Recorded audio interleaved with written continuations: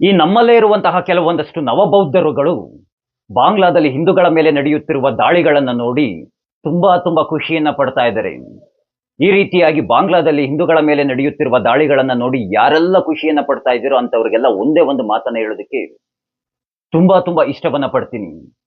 ಬಾಂಗ್ಲಾದಲ್ಲಿ ಕೇವಲ ಹಿಂದೂಗಳ ಮೇಲೆ ಮಾತ್ರ ದಾಳಿಗಳು ನಡೀತಾ ಇಲ್ಲ. ಬಾಂಗ್ಲಾದೇಶದಲ್ಲಿ ಅಲ್ಪಸಂಖ್ಯಾತರಾಗಿರುವಂತಹ ಅಲ್ಲಿರುವ ಹಿಂದೂಗಳ ಮೇಲೂ ದಾಳಿಗಳು ನಡೀತಾ ಇದೆ. ಅಲ್ಲಿ ಅಲ್ಪಸಂಖ್ಯಾತರಾಗಿರುವಂತಹ ಬೌದ್ಧರ ಮೇಲೂ ದಾಳಿಗಳು ನಡೀತಾ ಇದೆ. ಜೊತೆಗೆ ಅಲ್ಲಿ ಅಲ್ಪಸಂಖ್ಯಾತರಾಗಿರುವ ಕ್ರೈಸ್ತರ ಮೇಲೂ ದಾಳಿಗಳು ನಡೀತಾ ಇದೆ. ಅಫ್ಘಾನಿಸ್ತಾನದಲ್ಲಿ ಬುದ್ಧನ ಬುಡಕ್ಕೆ ಬಾಂಬ್ ಇಟ್ಟು ಯಾವ ರೀತಿಯಾಗಿ ಉಡಾಯಿಸಿದ್ರೋ ಅದೇ ರೀತಿಯಾಗಿ ಬಾಂಗ್ಲಾದೇಶದಲ್ಲೂ ಸಹ ಬುದ್ಧನ ಮೂರ್ತಿಗಳನ್ನ ಕಂಡಲ್ಲಿ ಹೊಡೆದ ಹಾಕ್ತಾ ಇದ್ದಾರೆ. ಬುದ್ಧನ ಮಂದಿರಗಳಿಗೆ ಬೆಂಕಿಯನ್ನು ಹಚ್ತಾ ಇದ್ದಾರೆ. ಯಾವುದೇ ರೀತಿಯಾಗಿ ವಿನಾಯಿತಿಗಳನ್ನ ನೀಡದಲೆ ಏನ್ ಹೇಳಿ, ಯಾವುದೇ ರೀತಿಯಾಗಿ ವಿನಾಯಿತಿಯನ್ನ ನೀಡದಲೇನೆ ಅಲ್ಲಿರುವಂತಹ ಅಲ್ಪಸಂಖ್ಯಾತರಾಗಿರುವ ಬೌದ್ಧರಿಗೂ ಹಾಗೆ ಕ್ರೈಸ್ತರಿಗೂ ಉಚಿತವಾಗಿ ಬಿಸ್ಕೆಟ್ಗಳನ್ನ ನೀಡ್ತಾ ಇದ್ದಾರೆ. ಏನ್ ನೀಡ್ತಾ ಇದ್ದಾರೆ? ಉಚಿತವಾಗಿ ಬಿಸ್ಕೆಟ್ಗಳನ್ನ ನೀಡ್ತಾ ಇದ್ದಾರೆ. ಅದಕ್ಕಿಂತ ಹೆಚ್ಚಾಗಿ ಅಲ್ಲಿರುವ ಕ್ರೈಸ್ತರಿಗೆ ಈ ಬಾರಿ ಬಹಿರಂಗವಾಗಿ ಬೆದರಿಕೆಗಳನ್ನ ಹಾಕ್ತಾ ಇದ್ದಾರೆ. ಈ ಬಾರಿ ಅಲ್ಲಿರುವಂತಹ ಕ್ರೈಸ್ತರು ಕ್ರಿಸ್ಮಸ್ ಆಚರಣೆಯನ್ನ ಆಚರಿಸುವಂತಿಲ್ವಂತೆ. ಈ ಬಾರಿ ಕ್ರಿಸ್ಮಸ್ ಆಚರಣೆಯನ್ನ ಆಚರಿಸಿದ್ರೆ ಅಲ್ಲಿರುವಂತಹ ಕ್ರೈಸ್ತರ ಮೇಲೆ ದಾಳಿಗಳನ್ನ ನಡೆಸ್ತಾರಂತೆ. ಯಾಕೆ ದಾಳಿಯನ್ನ ನಡೆಸ್ತಾರಂತೆ? ಯಾವ ಉದ್ದೇಶದಿಂದ ದಾಳಿಯನ್ನ ನಡೆಸ್ತಾರಂತೆ? ಯಾವ ಕಾರಣದಿಂದ ದಾಳಿಯನ್ನ ನಡೆಸ್ತಾರಂತೆ? ಎಂತಹ ವಿಪರ್ಯಾಸ ನೋಡಿ, ಎಂತಹ ದರಿದ್ರ ಮನಸ್ಥಿತಿಯ ಜಾತ್ಯಾತೀತ ಹಿಂದೂಗಳು ನಮ್ಮ ದೇಶದಲ್ಲಿದ್ದಾರೆ. ಅಲ್ಲೆಲ್ಲೋ ಪ್ಯಾಲೆಸ್ತೈನ್ನಲ್ಲಿ, ಅಲ್ಲೆಲ್ಲೋ ಗಾಜಾದಲ್ಲಿ ಅಲ್ಲಿರುವಂತಹ ಮಕ್ಕಳಿಗೆ ಅನ್ಯಾಯವಾಗ್ತಿದೆ. ಅಯ್ಯೋ ಪಾಪ ಅಂತ ಕರುಣೆಯನ್ನ ತೋರಿಸ್ತಾರೆ. ಇಲ್ಲಿಂದ ಆಹಾರ ಊಟವನ್ನೆಲ್ಲ ಕೊಟ್ಟು ಕಳಿಸ್ತಾರೆ. ಅಲ್ಲಿರ ಜನರ ಬಗ್ಗೆ ಕರುಣೆಯನ್ನ ತೋರಿಸ್ತಾರೆ. ರಸ್ತೆಗಿಳಿದು ಪ್ರತಿಭಟನೆಗಳನ್ನ ಮಾಡ್ತಾರೆ.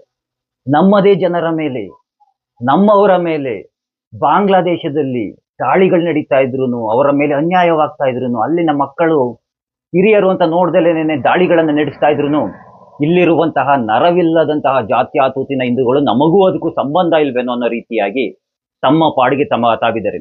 ನೋಡಿ, ಜಗತ್ತಿನಲ್ಲಿ ಯಾವುದಾದ್ರೂ ಒಂದು ದೇಶದಲ್ಲಿ ಮುಸ್ಲಿಮರ ಮೇಲೆ ದಾಳಿಗಳಾದ್ರೆ ಅಥವಾ ಅವ್ರಿಗೇನಾರು ಅನ್ಯಾಯವಾದ್ರೆ ವಿಶ್ವಸಂಸ್ಥೆಯಲ್ಲಿ ನಿಂತ್ಕೊಂಡು ಅವರ ಪರವಾಗಿ ಮಾತನಾಡೋದಕ್ಕೆ ಅದೆಷ್ಟೋ ದೇಶಗಳು ಓಡೋಗಿ ಬರ್ತವೆ.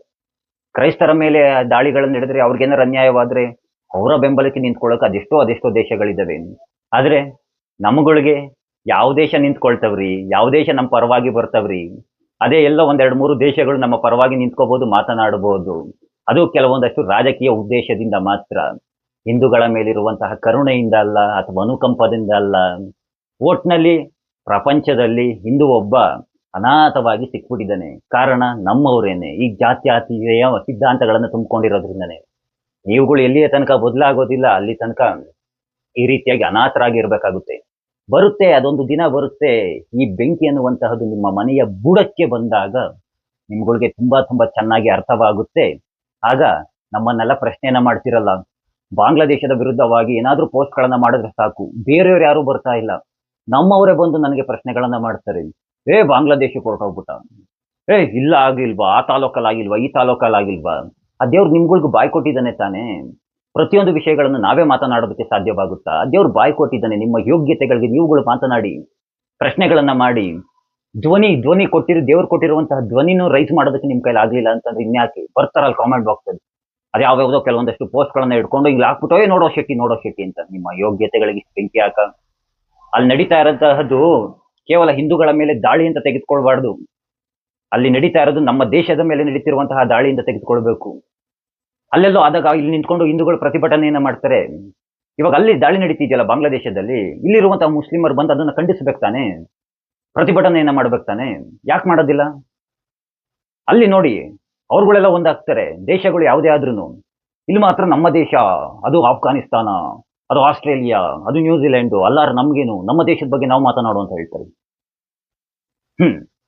ನೀವೆಲ್ಲಿಯ ತನಕ ಜಾತ್ಯಾತೀತ ಮನಸ್ಥಿತಿಯಿಂದ ಹೊರಗಡೆ ಬರೋದಿಲ್ಲ, ಅಲ್ಲಿ ತನಕ ನೀವು ಉದ್ಧಾರ ಆಗೋದಿಲ್ಲ. ನೀವು ಉದ್ಧಾರ ಆಗೋದಲ್ದಲೇನೆ ನಿಮ್ಮ ಮುಂದಿನ ಫ್ಯೂಚರ್ ಏನಿದೆ, ನಿಮ್ಮ ಮಕ್ಕಳ ಮೊಮ್ಮಕ್ಕಳ ಭವಿಷ್ಯವನ್ನ ಸಂಪೂರ್ಣವಾಗಿ ಹಾಳು ಮಾಡಿಬಿಡ್ತೀರಾ ಅಂತ ಜಾತ್ಯಾತೀತ ಹಿಂದೂಗಳು ನಿಮ್ಮಂಥವ್ರನ್ನ ನೋಡಿದ್ರೆ ನಿಜವಾಗ್ಲೂ ಅಸಹ್ಯ ಬರುತ್ತೆ ಅಂತ ಹೇಳ್ತಾ, ಇವತ್ತು ಹೋಗಿ ಕರ್ಕೊಂಬರೋಗಿ ಆ ಬಾಲಿವುಡ್ ಬ್ಯಾವರ್ಸಿಗಳನ್ನ ಮಾತಾಡ್ತಾ ಇದ್ರಲ್ಲ, ಆಲ್ ಐಸ್ ಆನ್ ಅಂತ ಪೋಸ್ಟ್ಗಳು ಹಾಕೊಳ್ತಾ ಇದ್ರಲ್ಲ, ಯಾವನಾರು ಒಬ್ಬ ಹಾಕೊಂಡಿದ್ದಾನ? ಯಾವನಾರು ಒಬ್ಬ ಸ್ಟೇಟ್ಮೆಂಟ್ ಕೊಟ್ಟಿದ್ದಾನ? ಕೊಡೋದಿಲ್ಲ. ಯಾಕಂದ್ರೆ ಹಿಂದೂಗಳು ಬ್ಯಾವರ್ಸಿಯಾಗಿ ಸಿಕ್ಬಿಟ್ಟಿದ್ದಾರೆ. ಅದು ಯಾವಾಗ ಅರ್ಥಮಂದ ಮಾಡ್ಕೊಳ್ತಿರೋ ನನಗಂತೂ ಗೊತ್ತಿಲ್ಲ ಅಂತ ಹೇಳ್ತಾ, ನಿಮ್ಮಂತಹ ಜಾತ್ಯತೀತ ಹಿಂದೂಗಳಿಗೆ ಆ ಕೃಷ್ಣ ಒಳ್ಳೆ ಬುದ್ಧಿಯನ್ನ ಕೊಡ್ಲಪ್ಪ ಇನ್ ಮುಂದೇನಾದ್ರು ಅಂತ ಕೇಳ್ಕೊಳ್ತಾ ಎಲ್ರಿಗೂ ಧನ್ಯವಾದಗಳು.